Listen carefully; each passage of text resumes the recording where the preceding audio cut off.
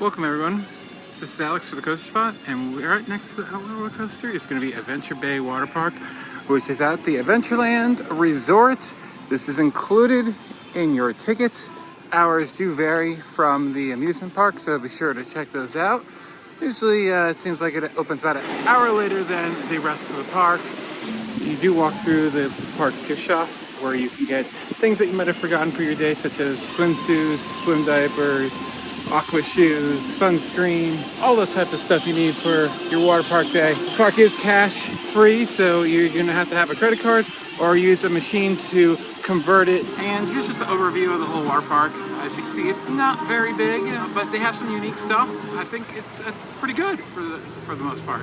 As you continue down this line of buildings, you come to a bar. Then you got lots of rental lockers and your first changing rooms. There are others towards the back half of the park. And here's where you do the tube rental. It is $6 to rent a tube. They do have free tubes for gold and platinum season pass holders. However, my Palace Entertainment pass from another park did not work. Your prices, and there they are. We'll give you a look at how big each locker is. Here is the small, which phone case comparison there.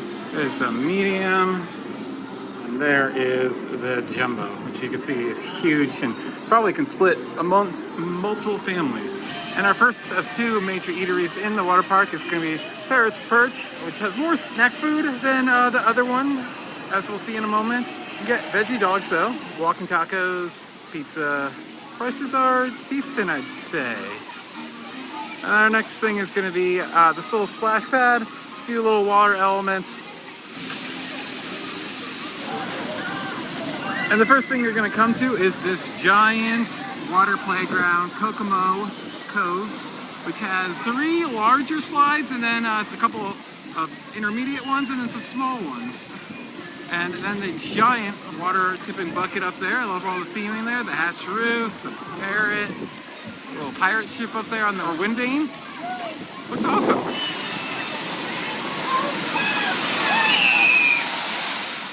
Here's an example of our first type of cabanas. It's cute, they have a little table for the little ones. That's fun. And we'll go check out our first and only tube slide complex here at the Adventure Bay. Just to the left of Kokomo Cove is where you're going to enter into the tube slides. The Bermuda Quad Angle, which is 4 tube slides. You can either ride these solo or in a double tube. The most unique and fun slides, I'd say, are the yellow and orange one, which has a series of 3 little funnel slides. As you can see, you enter in, rock back and forth, and exit out the tunnel at a 90-degree angle. And then the green and blue one is going to be a tollable slide where you just do a drop and go around, usually about 3 times. And you can go out the bottom of the funnel backwards. I suggest trying to do that. That makes it a little bit more exciting. You can also exit those funnels backwards. You can really manipulate it by using your feet. And then the green and purple ones are just some tube slides. The green one's pretty tame, but the purple one actually might be the most thrilling tube slide here. It has some big dips and sudden turns that might catch you a little bit off guard.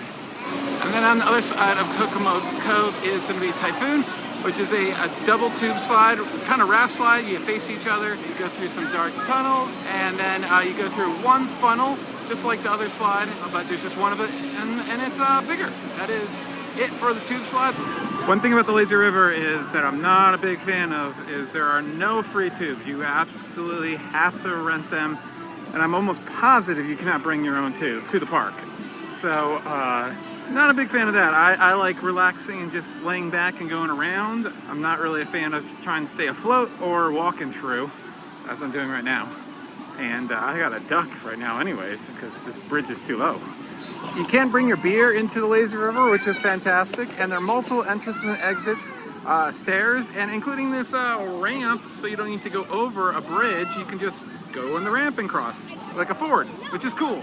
Far end of the Lazy River, it's going to actually have a shortcut, and is where your premium cabanas are going to be over here. As you cross over the bridge over the Lazy River, you're going to come to this amazing swim-up bar and pool where you can relax, get a drink. Looks absolutely fantastic. We'll share with you some of the prices, but they have some really cool things on tap, in particular from Exile Brewing Company. He's getting the monster slushy.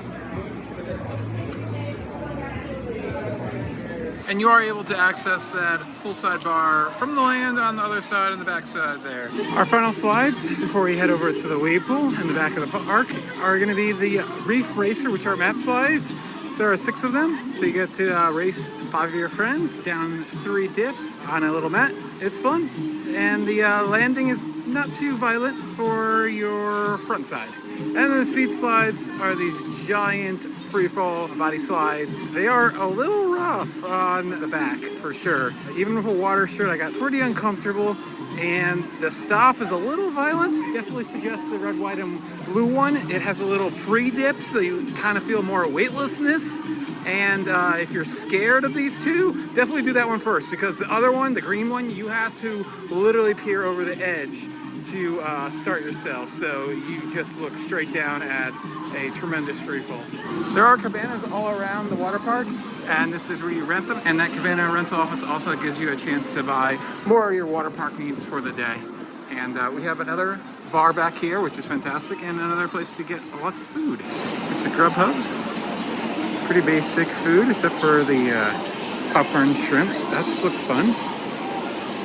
And they do have mobile ordering, so you can go ahead and mobile order while you're right at your lounge chair, and then it'll be all ready for you once you get over there. Fantastic. No app required, just scan that QR code down there.